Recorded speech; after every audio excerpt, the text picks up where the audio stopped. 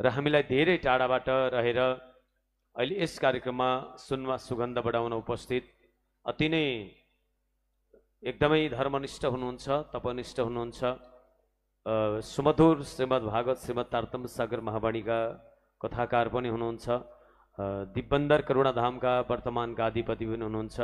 आदरणीय प्रकाश आनन्दजी महाराजजीलाई यस कार्यक्रममा आफ्नो सुन्दर शुभकामना प्रवचन राखिदिनु हुन हार्दिक प्रेम प्रणाम गर्न चाहन्छु। सबैजनाले एकचोटि उहाँलाई जोरदार तालीले स्वागत गरौँ। बोले कृष्ण कन्हैया लाल की।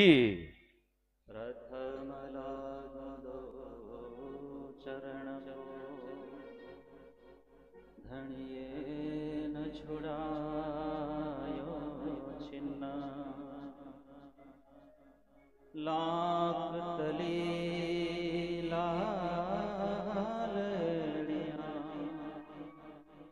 मेरे जीव के जीवना बंदो सतगुरु चरण सदा श्री देव चंद्र रसरूप करहूँ प्रणाम कर जोर के सुंदर रूप श्री प्राणनाथ संशय हरो देऊ सुमति बुद्धि ज्ञान दुविधा मेटहूँ जीव की हरहूँ सकल ज्ञान हरहूँ सकल ज्ञान।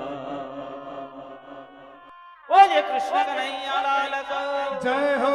निजानंद स्वामी को श्री प्राणनाथ प्यारे को तीनों पुरी धाम को जगत गुरु 108 श्री कृष्णमणि जी महाराज को जगत गुरु 108 श्री कृष्णमणि जी महाराज श्री वर्तमान पीठाधीश्वर हाम्रा सबैका गुरुजी उहाँको स्मरण गर्दै आउनुहोस्। हाम्रो अब अहिले अनुपस्थित हुनुहुन्छ हाम्रो केन्द्रीय धाम काठमाडौँ त्यहाँका गादीपति महाराज श्री 108 श्री अमृतराजजी महाराज श्री उहाँलाई स्मरण गरौँ, जसको कृपा र मार्गदर्शन यो सम्पूर्ण आयोजनमा मलाई लाग्छ उत्रिएको छ।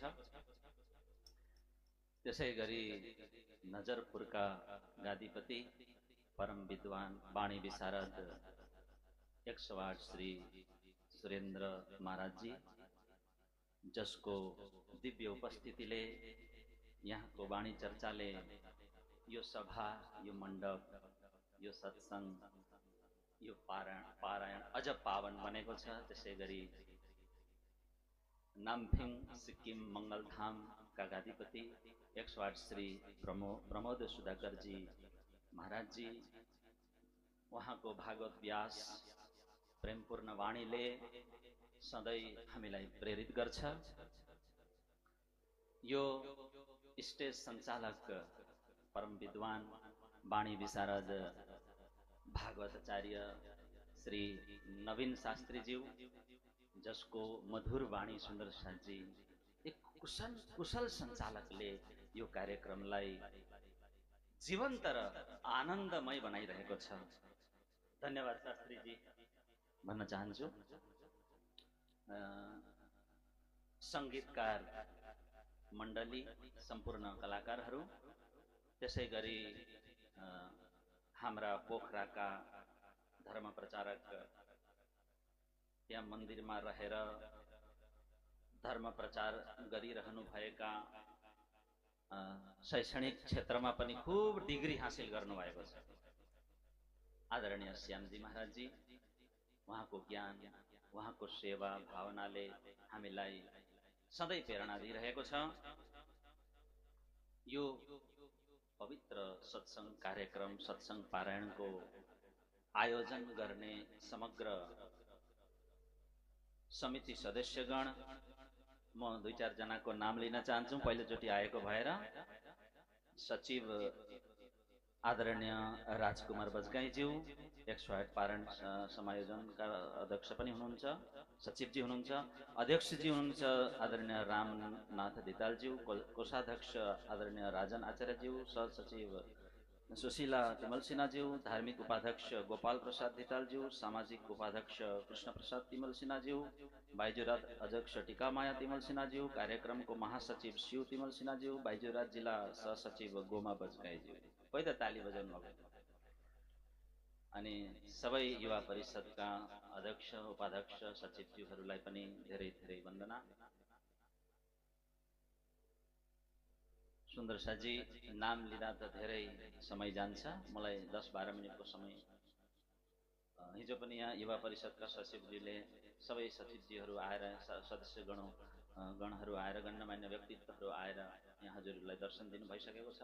र यो स्टेजमा उपस्थित सबै सन्तगण विद्वानहरू, तपाईहरू सबैलाई प्रणाम छ। हजुरहरूको सामूहिक प्रयासले यो सत्संग, यो 108 पारायणको यो सभा अति सुन्दर बनेको छ। एकपल्ट ताली बजाउन सबैको लागि। सबैलाई शिर झुकाएर नमन छ, प्रणाम।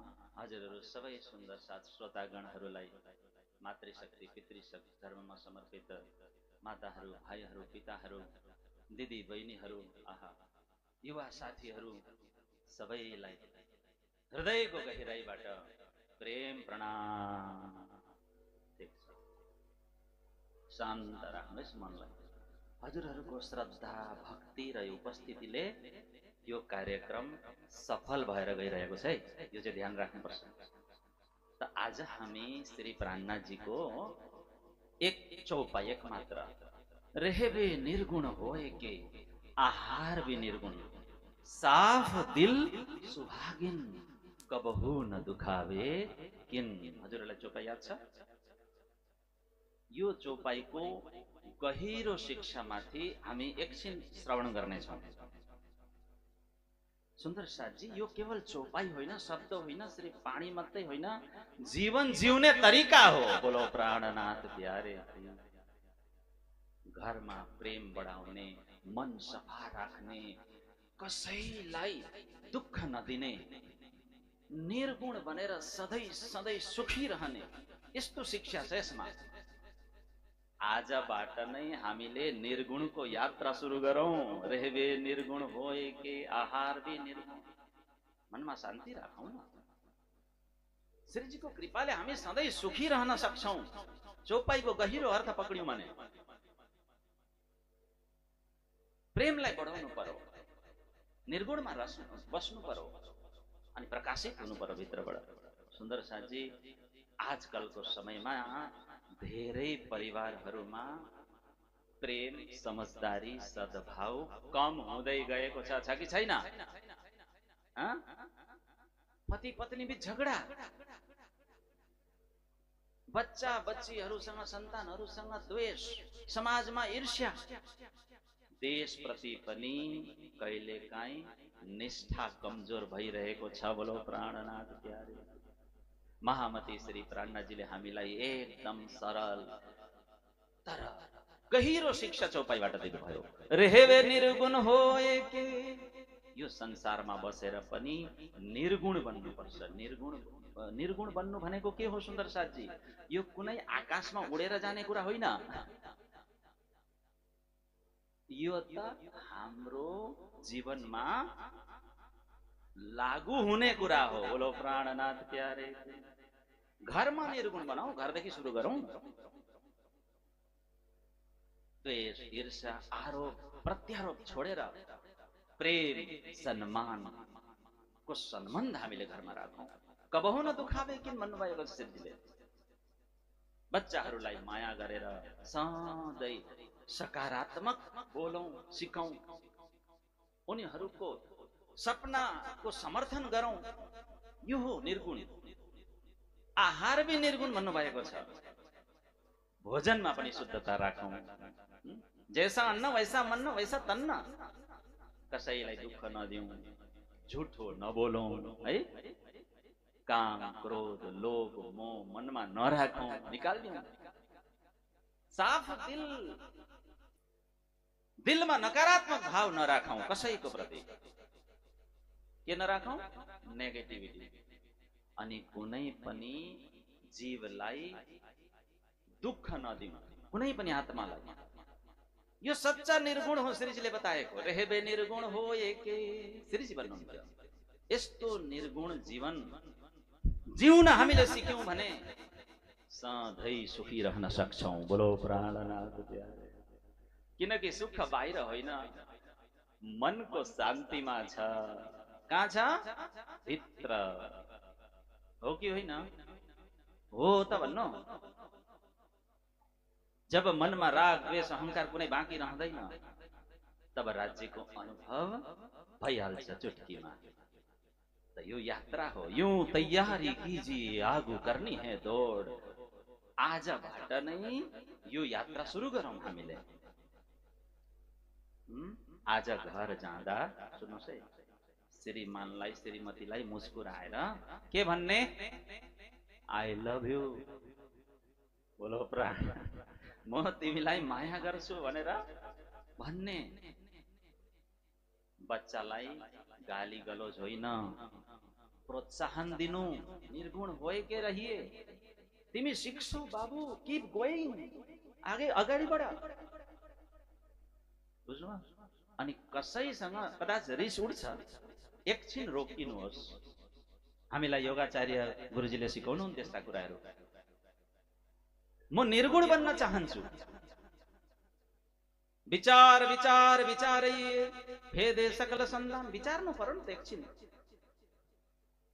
यसरी हामीले जीवन जिउँ भने हामीले दुःख चाहिँ दिनु हुँदैन है। तपाईँ माफी माग्नुहोस्, कदाच दिइहाल्नु, अब माफी माग्नुहोस्। यो सच्चा नेचर हो हाम्रो। यूं तैयारी कीजिए, आगू करनी है दौड़। यो टेक्निक हो सुन्दर साथजी, प्राणनाथजीले हामीलाई दिनुभएको छ। हामी सबैलाई सबैभन्दा ठुलो उपहार हामीले यसलाई मान्नुपर्छ। यसलाई हामीले अपनाऊ, अभ्यास गरौँ है। मेरो समय सकिँदैछ। एक दिन हाम्रो घर प्रेमको मन्दिर बन्नेछ। मन शान्तिको सागरमा डुब्नेछ। हामी परमात्मालाई पाउनेछ। यही बैठे घर जा। तो आज मैले हजुरहरूको समक्ष यो वाणीको यो गहिरो एक चोपाईको सार सुनाएको छु। समय मिल्यो भने फेरि सुनाउला। मनलाई गुण दोषबाट मुक्त राखौं। हर परिवारमा प्रेम फैलियोस्। कसैलाई हामीले दुःख नदिउँ। आहार विहार हामीले शुद्ध राखौं। अनि सधैँ हृदयलाई सफा राखौं। कानमा सुनेर मात्र हुँदैन। कानमा सुनेर मात्र नराख्नुहोस्। यसलाई जीवनमा उतार्ने प्रयास गर्नुहोस्। र धेरै धेरै धन्यवाद। तपाईहरुको ध्यान, श्रद्धा र प्रेमको लागि हृदयबाट धन्यवाद। प्रणाम। बोले कृष्ण कन्हैया लाल को।